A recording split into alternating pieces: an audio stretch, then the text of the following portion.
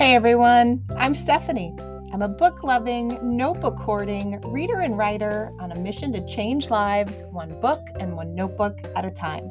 And this is the Get Literate podcast. On this podcast, we explore the power of leading literate lives. We talk all things books and reading, notebooks and writing, and everything in between to make our lives better. And no matter what better means to you, the pages inside books and notebooks can help us get there. So, each week, we'll mix together books, notebooks, mindful practices, and creativity to cultivate a life we love. Now, grab a notebook and your TBR list, and let's get literate.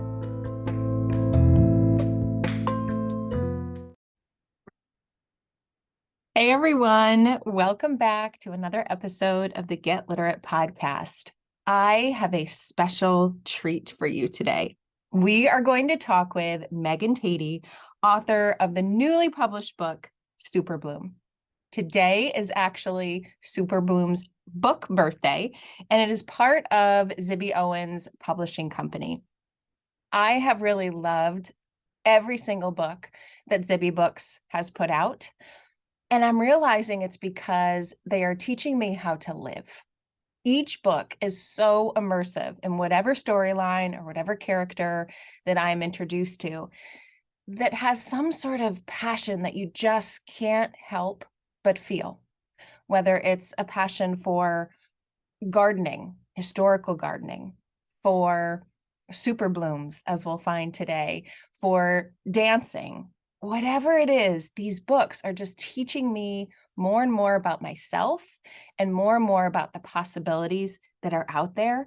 And Super Bloom is that kind of book.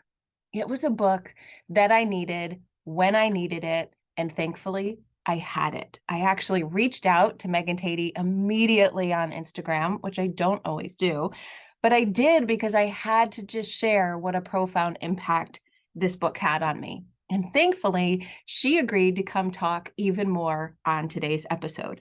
So today, we get to talk to Megan. We're going to get the backstory on her own writing life and how she came to be here today on her book birthday of her first debut novel. We're going to talk all things Super Bloom, about the book, about the inspiration for the book, and what readers might take away from it.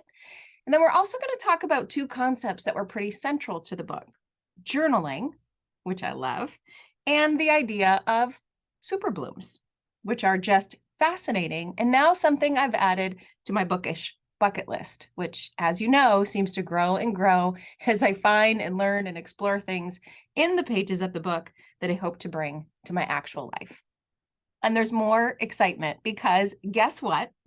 I have chosen to read Super Bloom as my book club selection for our Get Literate Patreon community this month. Our word of the month is bloom, right? To bloom into springtime and to bloom into our lives. And Super Bloom was the perfect book for that. And the best part is that Megan Tady is actually going to come to our book club discussion to talk through it with us. It's the first time an author has been able to come and actually join our book club, and I absolutely cannot wait. So if you're interested, if you want to read Super Bloom with us, if you want to get in on the conversation with Megan Tady, just go to getliterate.co and you'll find all the details there. It's a really quick sign up, just $5 a month gets you that and so much more. But without further ado, let's head to the good stuff today. Here is my interview with Megan Tady, debut author of Super Bloom. Megan Tady, welcome to the Get Literate podcast. I am so excited to have you here today. Hi, Stephanie. I'm excited to be here. So I have been looking forward to our conversation for weeks. As soon as I finished your novel, Super Bloom, I reached out to you immediately on Instagram, which is not always something that I do, but I just had to share how much I love the book, how much the story impacted me as a reader. It was the book that I needed at the moment I needed it, right? It was there with the lessons that I was looking for. And I was so excited to know that you would be coming onto the podcast today. And since then, I've gotten to learn a little bit about you and your work. But I love starting with the podcast episodes where I get to talk to authors with my favorite thing to learn about them, which is their backstory. How did you get to where you are today with your debut novel, Super Bloom, and me feeling like a kid on Christmas morning getting to talk to you as an author? Well, thank you so much for that kind introduction. I loved getting your message on Instagram. As a debut novelist, it is nerve-wracking to have your book beginning to make its way out into the world. And your message was one of the first I had received from someone saying, I read it, I loved it. And it just Oh, made my day. I'm so Absolutely. glad. It really did. So, Super Bloom took a really long time to write. The journey was long, but, jumping back way before then, I was a huge writer and reader from a very young age. And I, just like Joan, my character in the book, would hole up in my room and write stories. My grandmother gifted me a typewriter for my birthday when I was around 8, and I would just tap away at the keys and write these stories. I had a huge imagination and loved creative play. Um, when I got to high school, I joined the newspaper staff, and I loved that world. I loved the fast-paced deadlines, seeing my name in the byline, interviewing people, the fast-paced nature of it all, breaking a story. And so that really solidified that I wanted to study journalism in college, which I did. And I graduated from college really wanting to be an investigative reporter. I was also graduating at a time when a lot of newspapers were shutting down because they hadn't really contended with how to have a financially solvent online model. So those newspaper jobs were even more scarce than ever. So I found that I was doing a lot of freelance writing and pitching and working at smaller like new presses online. And I also worked for a nonprofit. And I came out of that world about 12 years ago, and I started my copywriting business as a writer and editor. It's called WordLift. And along the way, I had been reading a lot of literary fiction that was great, but I never imagined I could write that way. And I didn't see my voice in that. One of the books that cracked that open for me, I think, is Where'd You Go, Bernadette by Maria Semple. It was so funny. It was clever. The writing was just top notch. It was propulsive, slapstick, tender. And I sort of began to wonder, I think around that time, like, is that something I could do? Did I have fiction in me? At the same time, I sort of thought, who am I to write a book, just like Joan contends with in the novel? So I began to dip a very slow toe into fiction writing by doing some short stories and taking some writing classes locally. And it was in those classes that I began to just get a little more confidence and then begin to craft the story of Super Bloom. And basically that story, the origins of Super Bloom are that my husband took me to a spa in Vermont, and I was getting a massage from a woman who seemed distracted, like she didn't necessarily want to be there. And I began to wonder, what is this profession like? And that's my journalism brain. I wanted to just interview her. I wanted to find out, was I her 5th massage of the day? What's it really like to use your own body to give relief? What's it like to work in a spa setting? I felt like that would be weird to just pull her aside. So I didn't, but it did plant the seeds for my character. And I walked away from that experience with a fully formed book. It changed so much over time, but I just kind of felt hit with this idea. And I began to, slowly work on it over time. And I think I wrote my first draft in about a year. And I queried agents thinking this was going to be a really fast and easy experience. And I was shocked to find out that it was not. And I heard nothing from no one, which then set me up for a long journey of really, really studying the craft, improving my work, looking at other novels, and just improving. And it took 8 years to get to the book being published. Also because I had 2 young kids at the time. They're still young. They're 4 and 7. So I was having my children. Gosh, yeah. I was running my business.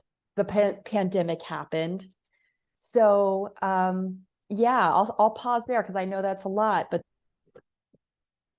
that's it was a long journey. Yeah. That's one of the things that always fascinates me because, as a reader, we get instant gratification. We read the book, we feel the book. And then to know that it took the author 1, 2, 3, 4, 5, 6, 7, 8 years to write it, it boggles my mind to think of how much work goes into something that as a reader, we just want to sit down and fly through in one sitting and get the most out of it. So I love that the idea was sparked by a massage. I wondered about that as I was reading where this came to be. And if I'm right from one of your interviews online, you actually started in a journal pretty soon after, right? And just jotting I down your did. ideas. Yes, I did. My husband also gifted me a journal that birthday. It was like best birthday presents ever. Spa and a journal. And I went back to the cabin where we were staying and I told him, I'm like, I'm flooded with this story idea, this book idea. And I started to jot down the very first, inklings of this character. She had, in my mind at first, her name was Darla, and everything changed about it. But that night I started making the first very swift notes and I still have them. And, a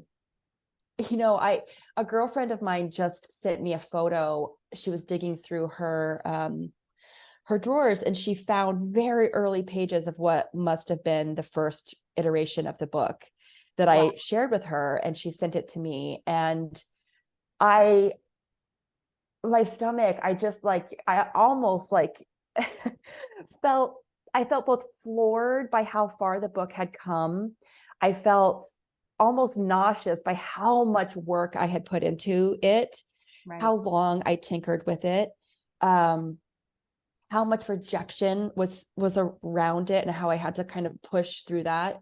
And many times set it aside too, just for my own sanity and life happening. But I think we're often steeped in this mystique that if you're really good at writing, you're going to get swooped up right away. You're going to be an instant success. When in fact, most of the writers you see published today are the ones that just kept going. They're not even always the best. They just didn't give up. So I'm so grateful to my self, years ago who made the commitment to keep going, because now I'm here. But it took a lot of resiliency, and there were a lot of tears along the way. Yeah, I can't remember who has said this, but I've heard before that hard writing makes for easy reading, right? And now we have Super Bloom, Yes. which, is certainly easy reading, and the fact that I couldn't put it down, and I really didn't want to. Once I turned the last page, I needed to know what kept happening. So let's turn our attention there to Super Bloom. I was lucky enough to get an advance copy of it, which I am so grateful. I gave it 5 stars online, and I gave it 5 hearts in my own personal journal. I'm not a big fan of the star rating system for lots of reasons that I've talked about on the podcast. For me, it's about how the story is touching me as a reader and what I'm walking away from it and how I feel different or changed or inspired from reading it. And so the heart rating is what really matters most to me, and hands down, it was a 5 pink heart rating in my own book journal. That's amazing. And it made it to a couple of book lists. I love keeping lists of the books that I've read and how they've impacted me. And Super Bloom ended up on a couple so far. It's on the books I've hugged. I truly love this book. This, I needed this book at the moment that I read it. It was on my list of books with amazing first lines. I think the first line of the book is my favorite, and we could talk about that. But it's also on a list that's that says books that show me new possibilities, right? I loved the transformation that Joan went through in the book, and the how and the why, and just all of the ways that life can happen and things can happen and opportunities can happen, but in ways that we don't expect them. And I think that's what I loved about the book, is it just, I couldn't help but think about my own life because of what Joan was doing in hers. So I'm going to hand it over to you. Why don't you tell readers, now that I've hopefully piqued their interest, a little bit about Super Bloom and what it's about? That I love, it's on all those lists. That's so amazing. I love your heart rating. That makes me really happy. So Super Bloom, is about a woman who's a massage therapist in Vermont. She's grieving the loss of her love, Samuel. He died 6 months into their courtship, and they were these two quirky people who had found each other, and they were embarking on an epic love story. And they were both just so thrilled to be together. And, the whole world was sort of unfolding in front of them. And unfortunately, he dies, and she's left holding the bag of all those emotions. And she doesn't have the status of, fiance or ex, or a widow, or someone who's been with him for a long time. And a lot of people don't recognize her grief, which makes it even worse, including his family. So she's in a really tough place when we meet her, and she's about to get fired from her job at a luxury spa in Vermont.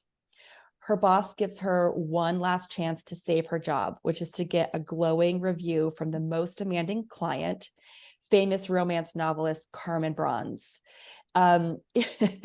She botches this massage, and I won't say much more about what happens in that chapter, but Carmen sort of says, look, I'll give you that glowing review if you start to spy on the spa.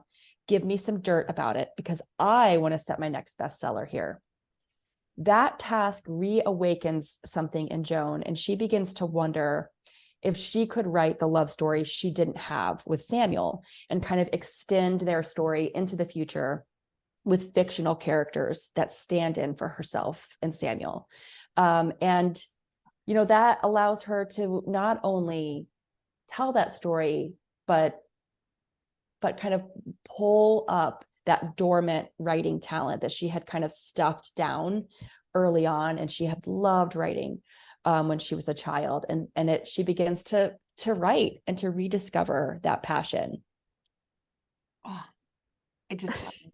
I love it. And, there's so many entry points for a reader in this book. There, as you mentioned, the book starts off realizing her loss. It is about, if you love writing, if you love romance novelists, if you love spas, if you love new love, if you love the friendship dynamic that's in there, the work colleague dynamic, the what's the right thing, and how do I go after what I want, and what about this job, and what do I do? There were just so many entry points to the book that I think anyone picking it up, I think personally that you can find yourself in some way in this story with Joan. I mean, I was so taken, because journaling is so important to me. I was so taken with the idea of Joan's journaling, right? Yeah. First as a spy, which I loved, and then as this spark to realize, well, hey, wait a minute. I might be able to do this. I might be able to tell this story. And it literally brought her back to life, right? It gave her that opportunity for transformation. And for me, that's what I think notebooks can do. I've got far too many of them. I've got, the book journals and the quote notebooks and the therapy notebooks that no one can see, and the notebooks that track what my kids are doing that day and the things I want to hang on to. And I love that, Zibby, as a publisher of what your Zibby Books, she created, or maybe you, or maybe the team, I'm not sure who created it, but boy, do I love the collection of resources that you have around Super Bloom. There's an interview with you. There is the visual tour of the evolution, which I imagine is what you just kind of alluded to, the papers that you found. There's a book trailer, and my favorite, which is a list of journaling supplies. I mean, journaling was so central in the book, and I love that we've got a hashtag going, hashtag journal like Joan. I could totally journal like Joan. Can you talk a little bit about what your favorite journaling supplies were, or just your tips for getting our stories out? Because that was such a big central theme in the book. Joan found her voice and was no longer afraid to use it. I would love to know your thoughts, your tips, your ideas about writing, about getting our stories, or journaling too. Well, I first of all, I'm so grateful that the book is being published with Zibby Books. The whole team is so innovative. Yeah. And what you're talking about, there's this QR code on the back of the book that is a portal for the reader into a bunch of other content that allows you to have a really deep experience with the book and gives you, all sorts of other content related to it. And that was an idea that maybe Zibby had, or someone on the team had, and so many people have pulled different elements of that together. And I just love that they are willing to try new and innovative things. I'm so impressed. As a kid, I had the diaries with the little lock and key. Did you have those? Yes, with the little heart. Yes, I sure did. The miniature one. Yes. And now, of course, my daughter, who's 7, has one as well, and she's already lost the key. And I need to Google, how do you open the lock without the key? And they're done that. Yeah, exactly. So I loved sort of telling my little secrets and my hopes and things like that in these journals and these diaries.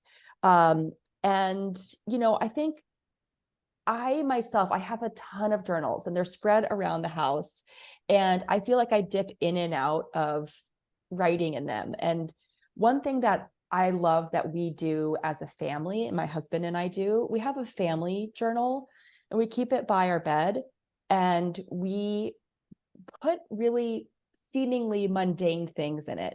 We'll say risotto for dinner, kids, playing out on the swing, beautiful spring night, something really, and it doesn't go through the whole day, but it's just a snapshot. And we have probably 7 or 8 of those now. And how beautiful. And my daughter, especially, because she's reading now, loves to look through those and go back. Oh, she's 2. Oh, she just went to the fair for the first time. Or, oh, Satchel, my son, slept through the night finally. Little things. And it's just the stuff of life and the things that don't seem that important in the day, but when you look back on it, it makes you just feel so warm about your family. So I love doing that.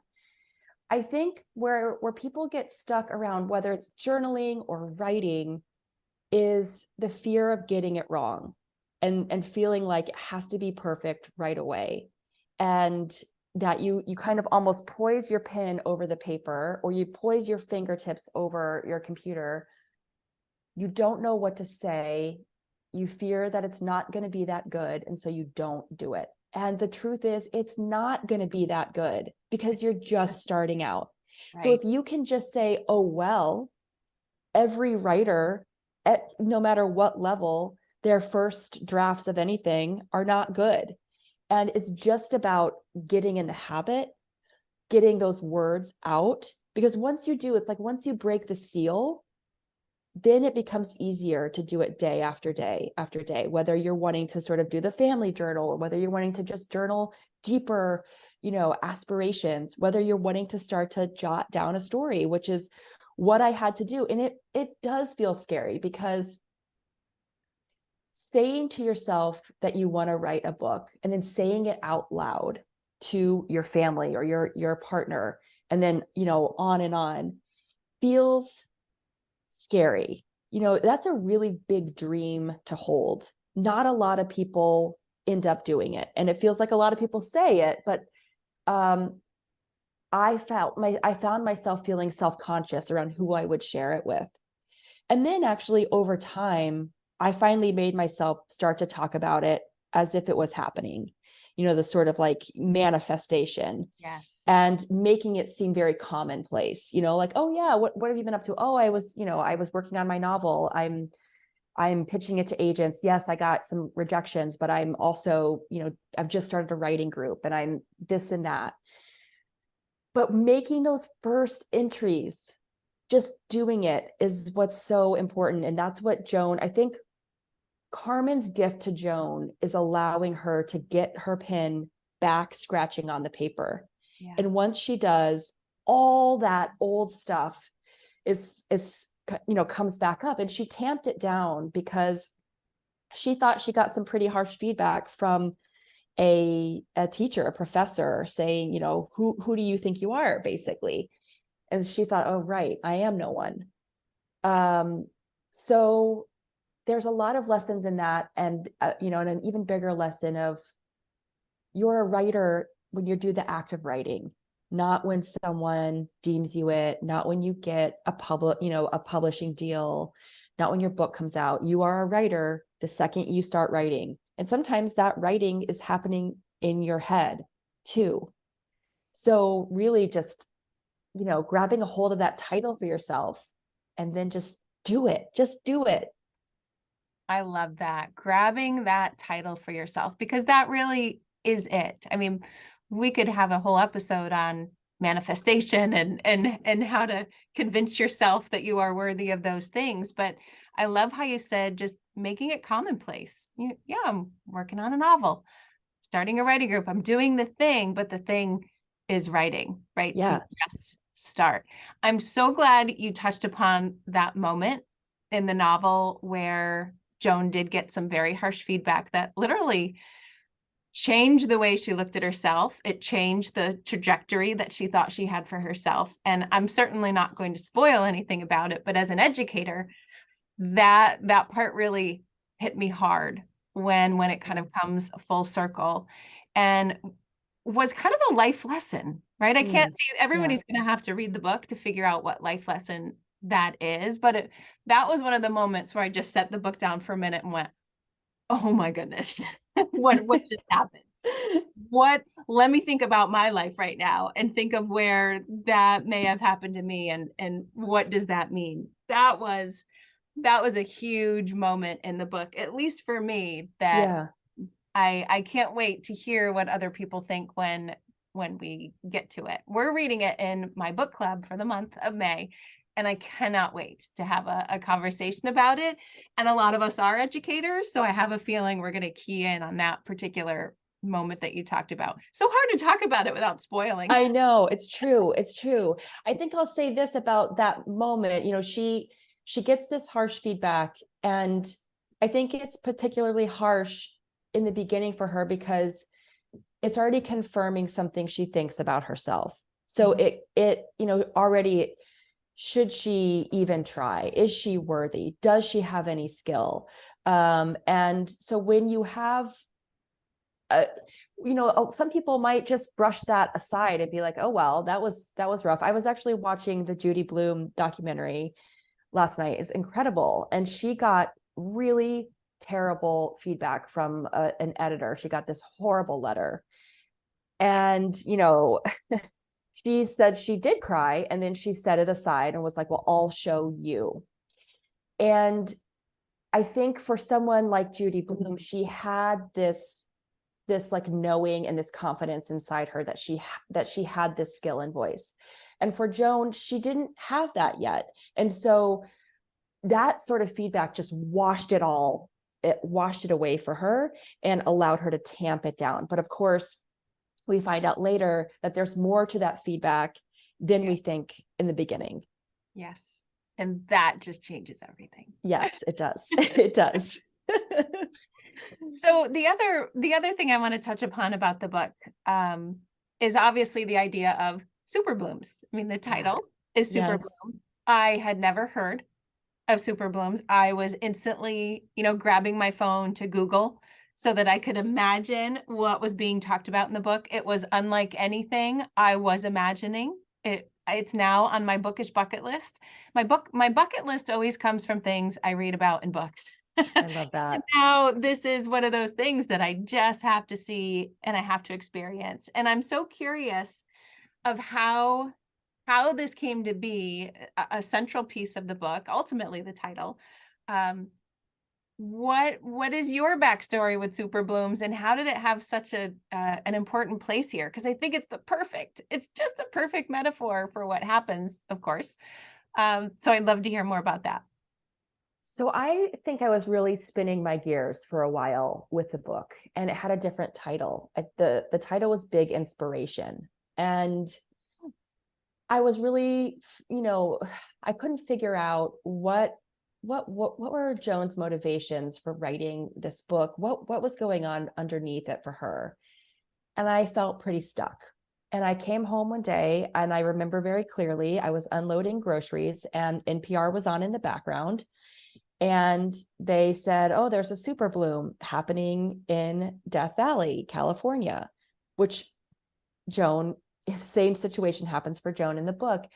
And I said, super bloom, what is that? And I did the same thing you did, Stephanie. I ran upstairs. I just felt like I had to know something about it. And I ran up to my computer and I Googled the images. And I was blown away, never seen anything like it. Began reading more about them. And I started jotting down notes, and I was just like, oh my God, this is the through line I've been searching for. This is the major metaphor for my book. All these seeds, these are, wildflower seeds that have been lying dormant in a desert underneath the harshest conditions for years, biding their time, waiting for the right conditions to fall so that they could bloom. And I just had goosebumps. I was like, that is Joan. That is myself. That is so many of us who have this dormant potential coiled inside of us, like we're seeds, and we're sort of waiting for those right conditions to happen so we can bloom, whether it's writing, whether it's podcasting, whether it's so many other things. And I, I called my husband and I was like, I've got a different title. It's Super Bloom. These seeds. And he was like, whoa, whoa, whoa, I just knew that it was the right call. And so many things started to click into place for me. What is now blowing my mind is that as Super Blooms being published, all these Super Blooms are happening in California. And it's happening just as the book is coming out into the world. It's the most amazing gift from nature that I could have ever received. And I keep, people keep now sending me, news stories and pictures. And it's just so wild that this is happening now. It's a really rare phenomenon. So I'm blown away, and I hope more people learn about them and enjoy that metaphor that we all have this potential. And I think it's about the right conditions happening, and it's also about being brave enough to then say yes to those conditions. Once they're here, like, okay, let's do this. And that's what Joan essentially does. Yeah. Wow. Talk about manifesting and synchronicity and everything falling into place for it. I know. Wonderful. I'm like you, there's a podcast, there's something always going on in the background. And I love when something just sparks my interest and I get to go down a rabbit hole for a little bit, whether it's, the history of sprinkles or, little things, big things, to know that little spark ended up just having everything click into place. I love that. I do too. I mean, imagine if I had missed that news story. It was a really, I wouldn't have ever stumbled on that idea and known about it. So I'm so grateful that I did. Oh, well, I hate to stop talking about Super Bloom since I loved it so much, but I did see on that wonderful collection of resources from Zibby Books that while Super Bloom's your debut novel, it seems like you have another one in the works. Is that right? Can you give us a I sneak? do. Yes, I can. I'm so excited that Zibby Books will be publishing my second novel. It's called Champions for Breakfast. It's a completely different book, same sort of tone of, humor meets heart, which is my favorite thing to read. And it's about mom and daughter alpine ski racing champions who have been estranged for many years. And they find themselves in the Swiss village of Zermatt.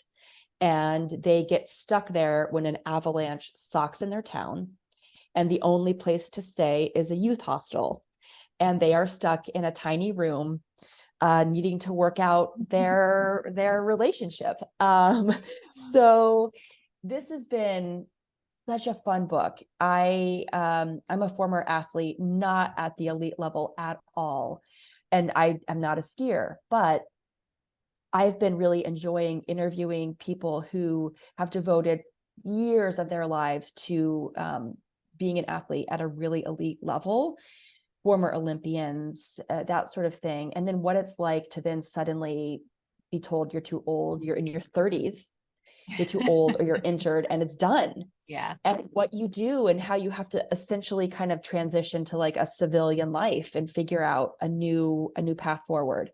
And that's been really fascinating. It's tough, and a lot of athletes have a really hard time transitioning and leaving that sport behind. I've also really enjoyed writing about a mother and a daughter, and I've enjoyed the quirky cast of characters who are in this hostel with them. There's definitely a love interest, which makes it fun. And I've been interviewing people, the story is pulled from the 2018 headlines when an avalanche did strand 13,000 tourists in this same town. So when I saw that years ago, I was like, oh, that's a really interesting setting for a book, trapping my characters in this place. So I've been interviewing people who live and work in Zermatt, and the tourism director, what was that like, telling everyone, you're stuck here for 5 days. Right. So that's been great. That's my, my journalism background gets to come back up, and I I get to was just talk gonna with all say, sorts of people. Yeah. it sounds Yeah. perfect. A very big Yeah. rabbit hole to have fun going down as you Totally. craft this. Yes. Yes. So I'm excited. I'm excited for people to read it. I'm still writing. It's a whole new thing to be writing under contract, and I'm learning how to do that. But it's also incredible to have an editor and an agent and people to bounce ideas off of, which, man, that's a whole different world. Feels great. Yeah. Well, it's well deserved. I'm so Thank you. excited. Thank Is there a you. ballpark publishing date? I think it's either fall 2024 or winter spring 2025. So it's soonish, but I've got to finish it first. Yeah.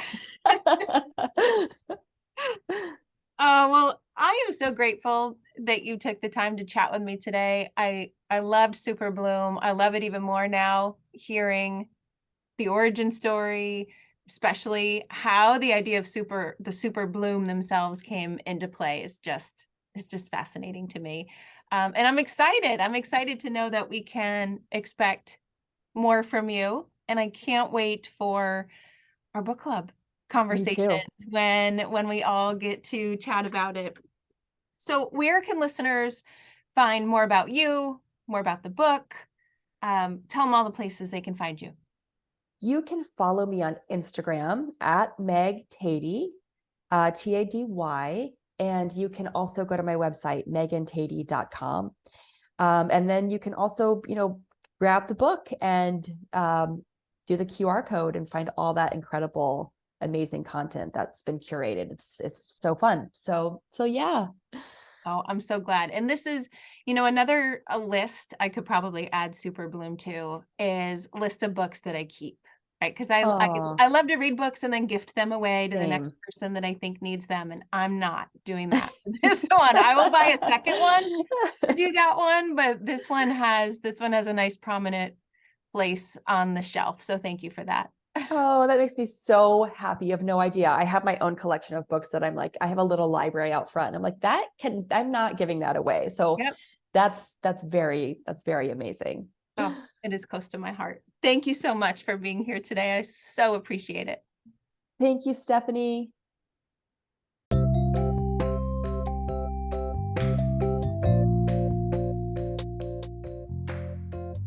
Thanks for listening to today's episode of the Get Literate podcast. You'll find links to all the books, resources, and ideas mentioned in the show notes and at alitlife.com. And if you want more, you might like to join my Patreon community. There, you'll find additional inspiration for your reading and writing lives, like bonus podcast episodes, book calendars, monthly book clubs, notebooking challenges, live events, giveaways, and much more. It's only $5 a month, and you get instant access to all the previous content too. You can learn more at getliterate.co. But one more thing. If you love what you listened to today, please take a moment to rate and review the podcast, or take a screenshot of the episode and text it to a friend. This helps the podcast grow and builds our bookish and notebookish community too. Thanks so much for listening.